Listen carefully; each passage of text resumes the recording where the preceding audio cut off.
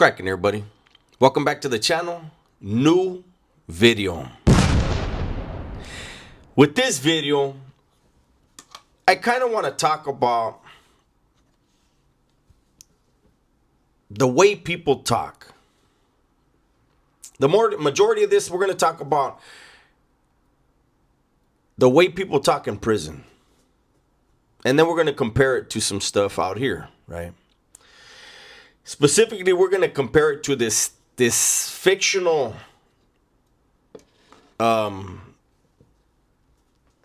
place called the YouTube Yarda. I don't live on the YouTube Yarda. I'm not a part of the YouTube Yarda. The YouTube Yarda likes to grab people and drag them in and drag them down. Crabs in a bucket mentality on the YouTube Yarda, right? Whoever's on the YouTube Yarda, you can have it. But social media has people very comfortable in ways they shouldn't be, right? So let's get to it. Remember, I don't know the feds. I don't know those of you that are not from California. I don't know your state system. Every state system and the feds are their own animal, their own beast. They function how they function, right? But when it comes to the California Department of Corrections,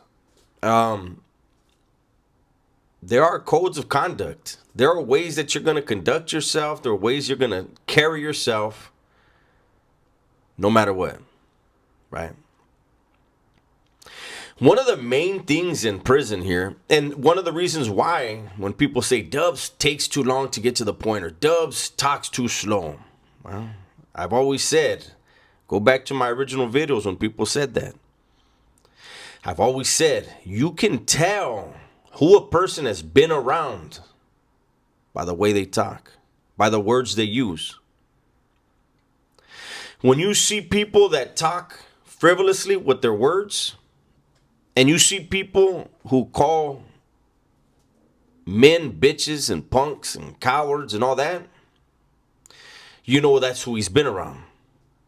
Because if they've been around killers, they're not going to be doing that. Now, there's going to be people that are going to clip this and react to it and use the whole video.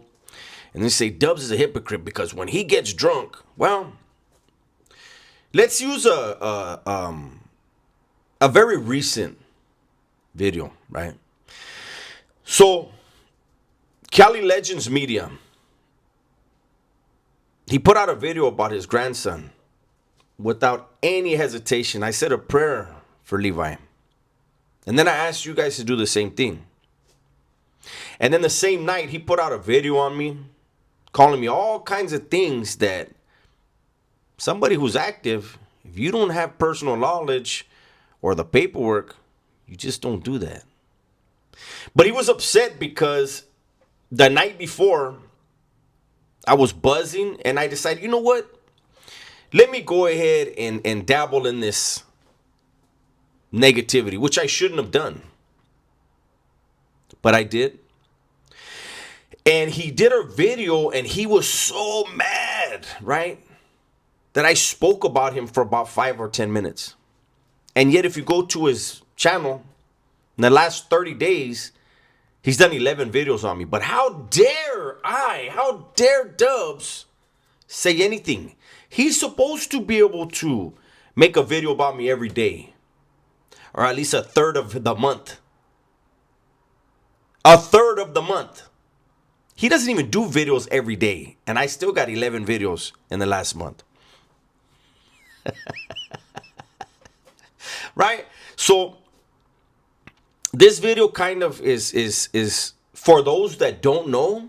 And then to point out the hypocrisy of those who supposedly do know. Right? So when you're in prison out here in California, you better be very minimal with your verbiage.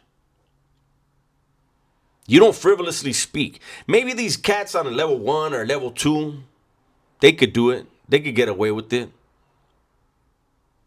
You're on a level 4 and probably mostly all of the level 3s, but you're on a level 4. All that, let's talk about that bottle over there. Shit. Is that, hey, hold on, Holmes. Let me call the homie over here. Let's get him involved in this conversation, Holmes. That's what's going to happen. If you're lucky, that's what's going to happen. You don't just talk about other people. You don't call other vatos names, and you damn sure don't put a jacket on somebody unless you're willing to go all the way. Right? And I'll give you an example. I told this story a long time ago. I was yard crew, and there was an older homie. He worked in the kitchen. He was cool, man. I liked the dude. He had cancer, and so like he had a lot of negativity. You know, he's doing life. He's in prison. He had a C number, so he had been in prison for a very long time, and he never saw. I mean, look, I got to keep it real. In prison, it's very few people that are going to see like the silver lining and stuff, right? But everything has its place. In prison, you learn how to compartmentalize. In your mind, you have a slot for everything where it's supposed to go, right? But this guy was very, very bitter, and yard wasn't out yet. The only ones on the yard were yard crew dudes, guys that were going to ducats for medical or education, whatever, right? And this guy worked in 2 dining. 2 dining means 3 and 4 block. They're chow hall, right? He lived in 4, I lived in 3. The door opened for the truck to, load up. So he came out and he wanted to talk to me. So he sits down at the table with me. And again, this is an old video. A lot of you have never seen it probably. But he sits down with me and he has a complaint. And he's complaining about all the things that he sees wrong, right? Keep in mind, this is a C number. This is a guy that at the time probably had 20-something years in, right? Okay. And he knows while I'm a nobody, I do have a position on the yard, right? I was on the mesa. And so he comes with his complaints. And the main complaint he had something to do with a bag of state chips. That the cops wouldn't allow him to take a bag of state chips back or something like that, right? And he was arguing, or he was relaying to me that these cops on the yard were being too petty. Keep in mind, a C number complaining about not being able to figure out how to get a bag of state chips from the chow hall to his cell. Now, keep in mind, we have dope, we have weapons, we have phones, we can move all that. But this guy is complaining about state food and how, in his opinion, there needed to be an example made on the yard. And that at least one cop needed to get whacked so they could be reminded of where they were and what their job really is, right? So I sat there and I listened. And when he was done, I had a question for him. When are you going to do it? And his eyes bulged like saucers. What? I said, homie, you've been talking to me for about 20 minutes, 15 minutes, whatever it was, right? And you've been telling me all the things that are wrong and how the cops are disrespectful. And that Ahura needs to get hit. I said, this isn't a frivolous conversation, homie, and you know a position that I hold on the yard. So in my mind, you're bringing something to the table, something that needs to be decided, and you're volunteering. So I'm asking you, when do you plan on doing it, and which hura do you plan on hitting? And I'll let the other meseros know that you volunteered because you are being disrespected. You are going to go handle this. I said, because they're not disrespecting me, Holmes. I could give a fuck about a bag of state chips. The things that we have going on this yard, the amount of money that we're generating on this yard, you think I give a fuck about a fucking bag of chips that the state's gonna give us? Oh no, homie, I didn't mean it like that. I said, then you shouldn't say it. You know better. I said, these other cats on the mesa would have probably said, orale, you brought it up and now you're breaking it down, and they probably would have you hurt. Me, I'm just reminding you, you know better. Never heard a complaint out of him again about a cop or anything else. Because he knew the cariño he was shown. I could have made an issue. If I was a dick, I could have made an issue. Get his negative ass energy off the yard. But I liked the guy. He was a sourpuss, but hey, he was all right. This gets back to the things on this weird ass universe called the YouTube Yarda. When you're in prison, if you're not involved in something, you don't put your nose nowhere near it. You don't speculate on it. If you're smart, if somebody who is involved in it comes and asks you for your opinion, you ain't trying to give it.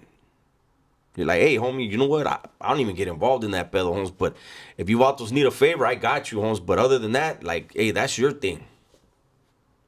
That's what's going to happen in prison. And yet, on this weird YouTube Yarda, you have people that have never been involved in anything